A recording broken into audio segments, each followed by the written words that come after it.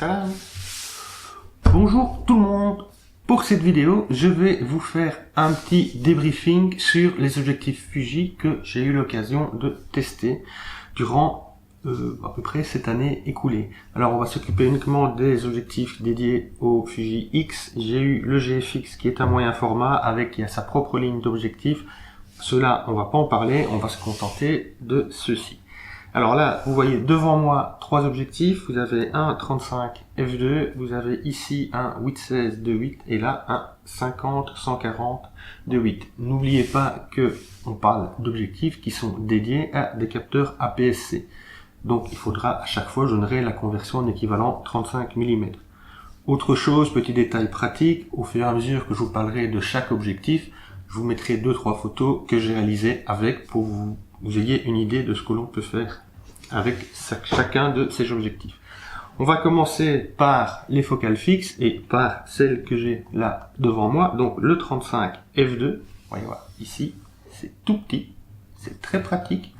Vous l'avez vu la semaine passée, je vous en ai parlé monté sur le X Pro 3. Franchement, pour cet objectif, donc c'est un 35, ce qui est équivalent à un 50 mm, focale hyper standard, je trouve que ça correspond plutôt très bien à la philosophie du X Pro 3. Donc franchement un bon objectif si vous aimez bien les 50 mm. Voilà. Le F2 est sympa, ça rend de la lumière, il existe des versions qui ouvrent plus, mais déjà celle-là est très chouette. Franchement, c'est un bon objectif à tout faire. En focale fixe que j'ai eu également, j'ai eu le 56 mm 1.2. Alors moi qui fais beaucoup de portraits, inutile de vous dire que cet objectif est vraiment parmi mes favoris. C'est l'équivalent d'un 85 mm en 1.2. Alors il y a deux versions, il y a une version standard et il y a une version avec un traitement qui permet d'améliorer le bokeh. J'ai eu la version standard et malgré ça, franchement c'est un super objectif. L'autofocus est efficace, il n'est pas aussi réactif que par exemple celui-là ou un autre objectif que nous verrons plus tard qui est le C55 de 8, mais pour une focale fixe c'est tout à fait correct pour l'utilisation qu'on va en faire. Évidemment j'ai fait principalement du portrait avec, c'est très piqué, c'est pratique, c'est pas trop gros à utiliser, franchement c'est un objectif que j'aime beaucoup. J'ai eu également le 80 macro de 8. Alors le 80 c'est l'équivalent d'un 120. Pour la macro c'est très chouette. Je l'ai utilisé également en paysage et en portrait. Franchement c'est un très bon objectif. C'est un peu plus gros au niveau du format, mais ça rentre dans les standards de l'objectif macro. Rien à dire, évidemment pour un macro piqué. Rien à dire, là on est dans le top du top. L'autofocus assez réactif, vous avez une bonne prise en main, vous bien vous stabiliser, vous faire des petits détails qui peuvent éventuellement bouger, vous êtes vraiment bien stable, vous avez vraiment la prise en main est vraiment très bonne. Franchement c'était également un très bon objectif, alors qui est pas vraiment dans mes pratiques habituelles de photo, mais franchement qui peut servir par exemple pour du portrait, qui est un 120 en portrait, c'est quand même une chouette focale, donc on peut l'utiliser également pour cela. C'est, je pense, les focales fixes que j'ai eues. Alors maintenant on va parler des zooms et on va commencer par celui que vous voyez ici devant moi, qui est le 8-16 de 8. Alors vous voyez, ça, on n'est pas dans un petit objectif, vous voyez, c'est quand même une belle bête. Et je dois avouer que c'est pas loin d'être mon objectif favori de toute la gamme Fuji. Faut dire que j'aime beaucoup les ultra grands angles. Alors le 8 mm c'est l'équivalent d'un 12, donc ce qui était en fait un 12-24. Voilà. 12-24 qui pique du centre jusque dans les coins. L'ouverture de 8 est super pratique. Comparé aux 12 autres 12-24 ou équivalents qu'il y a sur le marché, c'est pas si encombrant que ça. Alors c'est lourd, mais c'est pas non plus intransportable. Franchement, et l'effort pour le transporter vaut vraiment le résultat que ça vaut vraiment la peine de faire un effort pour le transporter quand vous voyez les résultats que vous pouvez faire avec cet objectif.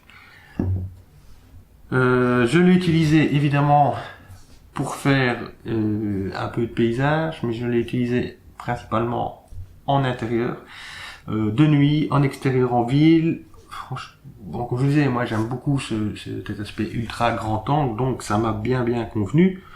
Maintenant, est-ce que c'est un objectif pour tout le monde? Pas forcément. Tout le monde n'aime pas avoir cet énorme champ de vision, n'aime pas avoir non plus ces distorsions liées à la focale.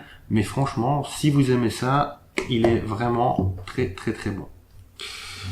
Ensuite, j'ai eu un autre zoom qui est le, si je ne dis pas de bêtises, le 15-55 de 8.4. Qui est un zoom qui est, je vais pas dire, c'est pas un zoom de kit, mais on n'est pas dans le professionnel, on est un peu entre les deux. On est dans le, c'est vraiment un zoom à tout faire. Donc ça doit faire un équivalent d'un 24-70 f4, quelque chose de 8.4, quelque chose dans ce goût-là. J'en ai fait du paysage, je crois. J'en ai un peu en portrait, je crois aussi. J'ai essayé.